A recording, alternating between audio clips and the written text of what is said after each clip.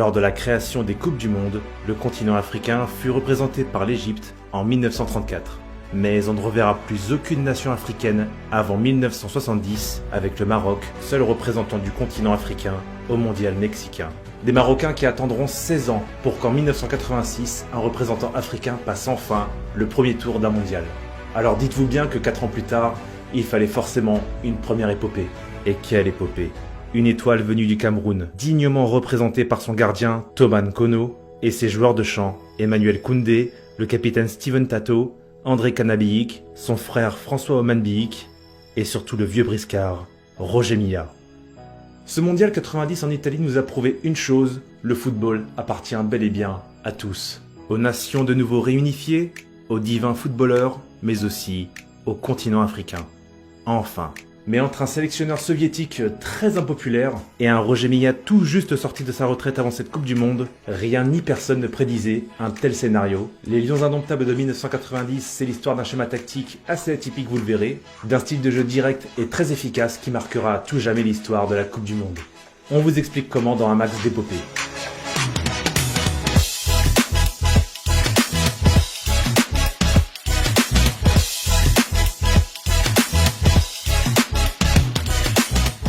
Espagne, 1982.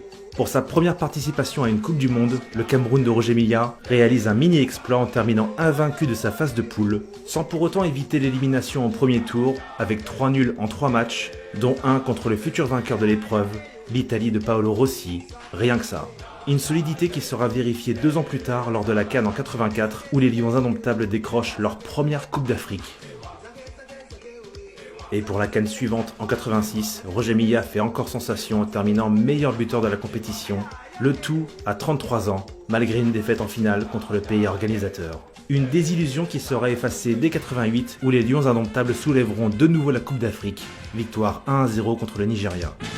Ce nouveau trophée arrive comme une consécration. De par ses formidables résultats et sa présence aux Jeux Olympiques de Los Angeles en 84, le Cameroun est incontestablement l'une des meilleures équipes d'Afrique des années 80, en tout cas c'est la plus régulière.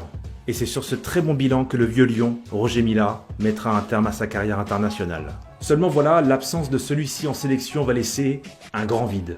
Car le nouveau sélectionneur des Lions, le soviétique Valeri Nepomniachtchi, ne fait pas du tout l'unanimité au pays. Il ne parle ni français ni anglais et ne daigne faire l'effort de parler ces deux langues. Et pour son manque de communication avec les journalistes, il se met à dos toute la presse du pays. Et dans le vestiaire, la traduction n'est pas évidente. De plus, leur groupe de qualification pour le Mondial 90 est très compliqué, en présence du Nigeria, finaliste en titre de la CAN. Et c'est délicat, puisque seul le premier de chaque groupe accède à un barrage. À l'époque, sur les 24 billets disponibles pour la Coupe du Monde, il n'y en a que 2, seulement 2, qui sont attribués à des nations africaines. Donc le simple fait d'y participer, c'est déjà un exploit. Le Cameroun va donc devoir batailler, deuxième de son groupe avant l'ultime journée de qualification, le dernier match fait office de finale du groupe. Et ça passe. Les Lions parviennent à se défaire des Super Eagles et terminent en tête du groupe. Il faut maintenant défier la Tunisie en barrage. Et avec beaucoup de sérieux, les hommes de Nepomniachtchi arrachent la qualification pour la Coupe du Monde 90, leur deuxième qualification après celle de 82 où ils avaient déjà fait forte impression. Et avant de s'envoler pour l'Italie, il y a une répétition générale en janvier 90, le Cameroun a une CAN à défendre. Mais ça se passe pas bien du tout. Après 2 défaites d'entrée contre la Zambie et le Sénégal, cette sélection camerounaise, orpheline de Roger Milla, n'est plus que l'ombre d'elle-même, et sortira dès les phases de poule. Néo-retraité, Milla a entre-temps accepté de rejouer en division d'honneur, mais son absence en sélection devient une affaire d'État. À bientôt 38 ans, sous l'appui du président camerounais Paul Biya, celui-ci convainc le vieux lion de reprendre du service. Roger Milla sera donc bien présent au Mondial en Italie, même si des doutes subsistent sur son état de forme, et c'est normal, ça fait un petit bout de temps qu'il a joué au haut niveau. Et ça, c'est sans parler du fait que ses coéquipiers sont passés mais totalement à côté de leur CAN, donc le groupe est pas du tout en confiance avant de s'envoler pour l'Italie. Et vous voulez une autre mauvaise nouvelle? Eh ben le Cameroun est tombé dans le groupe de la mort, en compagnie de l'Argentine de Diego Maradona, championne du monde en titre, de l'URSS, finaliste en titre de l'Euro 88, et de la redoutable Roumanie de Georges Hagi. Bon, on va pas se mentir, hein, tout le monde pronostique une élimination dès le premier tour du Cameroun parce que quasiment rien ne va. Bon, allez, on va quand même regarder ce qui s'est passé, juste au cas où. 8 juin 1990, la Coupe du Monde débute à Milan. Et comme le voulait jadis la tradition, c'est le champion du monde en titre, l'Argentine, qui ouvre le bal. une équipe toujours aussi douée techniquement avec sa figure de poids, pendant qu'en face, le Cameroun fait figure de proie. Le revenant, Roger Milla, trop juste pour tenir 90 minutes, n'est pas titularisé. Mais alors, sans son vieux lion, quelle était la tactique du Cameroun pour déjouer les plans de l'Albi Céleste? Le système se calquait sur un jeu très direct, avec comme particularité une charnière Koundé-Massing qui ne relançait jamais le ballon dans l'axe pour ne pas s'exposer aux attaques mortelles de Maradona. Au lieu de ça, il fermait l'axe et utilisait les côtés pour démarrer la construction tout en restant très bas derrière la ligne médiane. Et c'est à ce moment-là que l'équipe jaillissait très vite vers l'avant, s'appuyant sur Émile Mbou, le milieu gauche, et surtout sur Victor Ndip, un défenseur central de formation qui jouait milieu droit lors de ce mondial. Et en seulement 2-3 passes, leur jeu direct leur permettait de créer immédiatement le danger, avec une préférence pour le côté droit, celui de Ndip et du latéral Steven Tato qui les doublaient souvent ensemble. Même principe symétrique sur le côté gauche entre Mbou et Ebouélé, même si c'était un petit peu moins flagrant sur ce flanc-là. Et le Cameroun, c'est pas le genre d'équipe qui va faire de longues passes transversales, ils vont au contraire garder le jeu au sol, ce qui est risqué, mais ça fonctionne puisqu'en face, l'Argentine est totalement fantomatique. Le score reste vierge à la pause, 0-0. Toujours aussi inoffensifs, les champions du monde en titre balbutient leur football. Mais à l'heure de jeu, alors que tout semblait bien se dérouler pour les Lions indomptables, leur maladresse va leur coûter cher. Carton rouge pour André Canabiik. La fin de la fête a priori, mais seulement 7 minutes plus tard,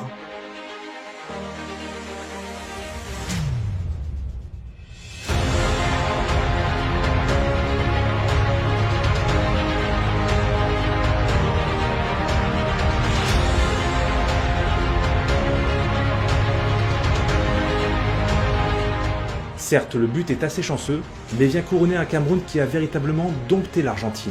Mais les Lions, eux, restent indomptables. En fin de rencontre, le vétéran Roger Milla entre en jeu pour aider ses coéquipiers à tenir ce résultat, et à la 88e, les hommes en vert récoltent même un second carton rouge et finiront la rencontre à 9. Bon, on n'est pas à l'école des tacles, mais ils tiendront. Énorme sensation à Milan, l'Argentine est battue d'entrée. Pour avoir revu le match en intégralité, et d'ailleurs les chiffres l'attestent, c'était une victoire amplement méritée pour le Cameroun. Ils ont très bien contenu Maradona, il y a eu seulement 2 tirs cadrés pour l'Argentine dans tout le match, et des expected goals, tenez-vous bien, à 0.3. Autrement dit, pas d'occasion franche de toute la rencontre pour l'Albi Céleste, et ce malgré leur supériorité numérique durant la dernière demi-heure. La sanction est sans appel, et les hommes de Nepomniachtchi n'ont pas du tout subi le jeu, puisqu'on voit à la possession, c'est assez équilibré. En fait, pour tout vous dire, le niveau de l'Argentine durant ce match, il était, effroyable. Je sais même pas si les Camerounais s'attendaient à ce que ce soit, entre guillemets, aussi simple. Il y avait vraiment zéro créativité, de quoi être très optimiste côté camerounais parce que personne ne les voyait débuter aussi bien. La confiance va alors s'emparer de cette équipe qui tire beaucoup au but. Et ils ont raison, quoi de mieux pour se tailler la part du lion. Second match cette fois contre la Roumanie de Hagi et Popescu. Les anciens, vous vous en souvenez sûrement, la Roumanie c'était une équipe vraiment à cette époque magnifique, qui aimait avoir le ballon, très coriace. Néanmoins, le match restera fermé jusqu'à ce fait de jeu à la 55e. La star roumaine, Hagi, sort sur blessure. Le sélectionneur Nepomniachtchi fait entrer le vétéran Roger Milla. Il n'avait disputé que les 9 dernières minutes contre l'Argentine. Cette fois, le lion sort de sa cage.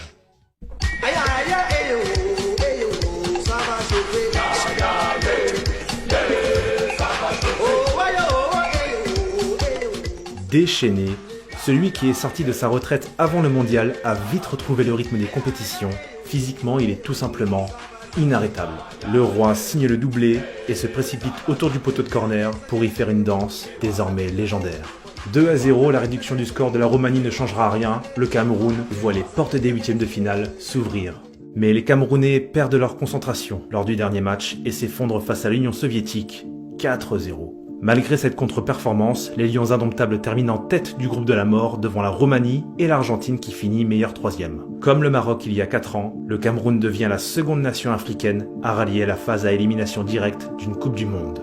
Quoi qu'il arrive maintenant, leur mondial est déjà réussi et le mot pression ne fait plus partie de leur vocabulaire. Les Lions sont d'attaque pour défier la Colombie de Carlos Valderrama, Andrés Escobar et le gardien René Higuita que vous connaissez surtout grâce à l'arrêt du Scorpion qu'il effectuera quelques années plus tard en amical contre l'Angleterre. Cette fois, les Camerounais ne veulent plus reproduire l'erreur du match contre l'URSS. C'est une autre compétition qui commence. Maintenant, celui qui perd est éliminé. Dans cette rencontre fermée, les Camerounais ont besoin d'un rugissement. Leur entraîneur fait entrer en seconde période le vieux lion, Roger Milla, qui peut encore sortir ses griffes. Mais pas cette fois, fin du temps réglementaire, c'est l'heure de la prolongation. Et le Cameroun a déjà effectué ses 3 changements, pourvu que Roger Milla tienne le coup.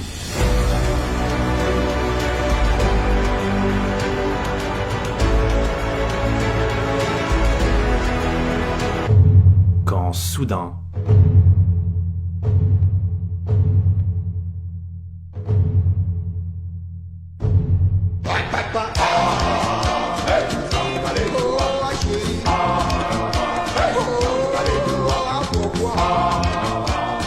et 2 minutes plus tard à la 108e, sur une sortie complètement ratée d'Higuita, Roger l'opportuniste recommence.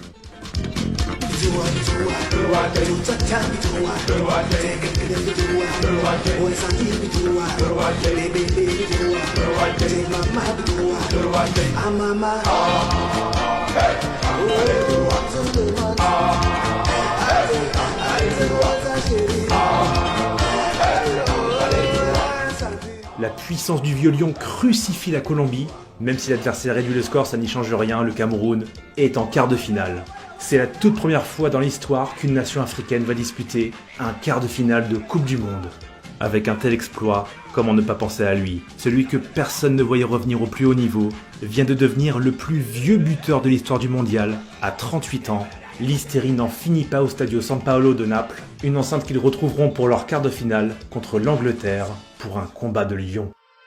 Entraînés par Bobby Robson, les Anglais alignent de sérieux atouts dans leur 11, le gardien Peter Shilton, le technicien marseillais Chris Waddle, sans oublier Paul Gascoigne, et surtout l'attaquant Gary Lineker que l'on connaît très bien aujourd'hui dans le paysage audiovisuel anglais.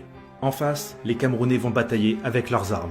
La meilleure d'entre elles, Roger Milla, sera préservé sur le banc avant de rentrer en cours de match pour tenter de s'accrocher à son rêve, de disputer, pourquoi pas, un dernier carré. Useful ball and it's running loose. They've got a man over. Shilton makes an excellent block.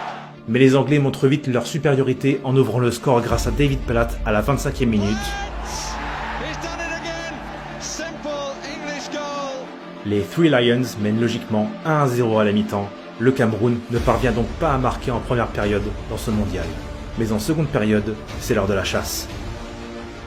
Par leur jeu toujours aussi direct, les Lions indomptables posent de gros soucis aux Anglais qui ne parviennent pas à faire le break.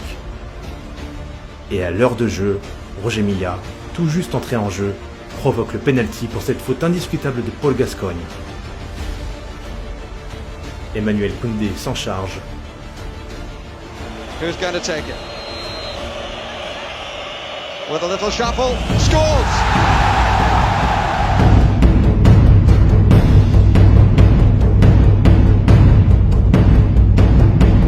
L'entraîneur soviétique du Cameroun effectue encore du coaching. L'expérimenté Eugène Ekeke va entrer en jeu et rebattre totalement les cartes offensivement. L'objectif est d'étouffer cette défense anglaise, véritablement en péril dans cette seconde période. 4 minutes plus tard seulement après l'égalisation, San Paolo devient un volcan. Miller makes it look so easy. Ekeke! And Cameroon!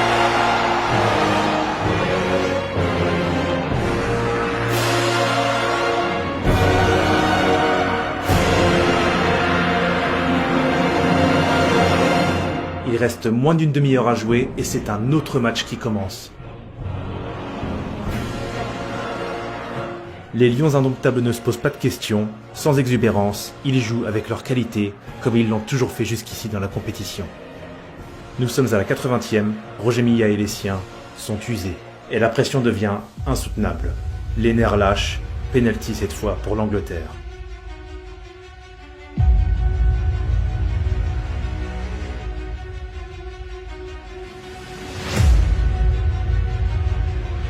Quel quart de finale! 2 partout, et comme au tour précédent, pour les deux équipes, ce sera une nouvelle prolongation. C'est évident, cette égalisation a fait très mal aux Camerounais, mais qui sont proches de produire l'impensable.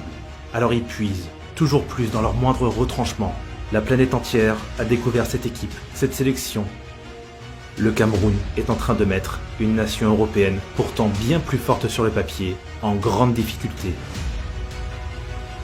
Mais un nouveau coup du sort va s'abattre sur Naples. nouveau penalty. C'est pas évident.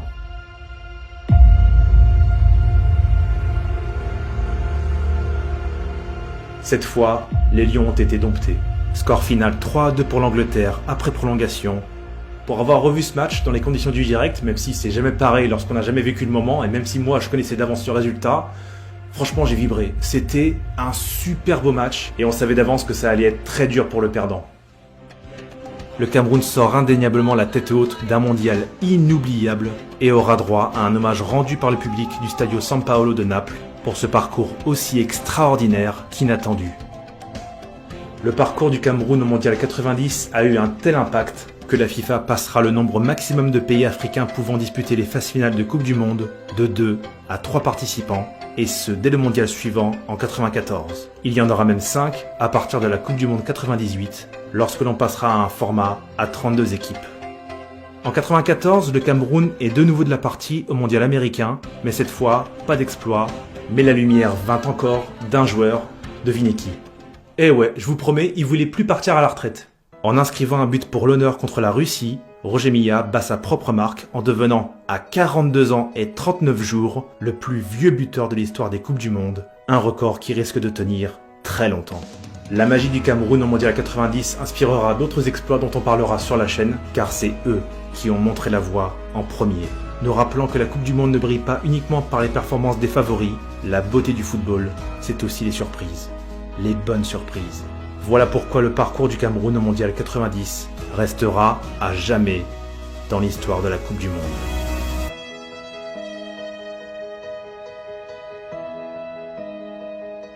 Voilà les footeux pour cette vidéo dans ce nouveau décor expérimental. Je teste, on verra. D'ailleurs, suggérez-moi dans les commentaires si vous avez des idées de décor, je les prends. Et n'oubliez pas, à la fin, ce n'est que du foot. Max Ami.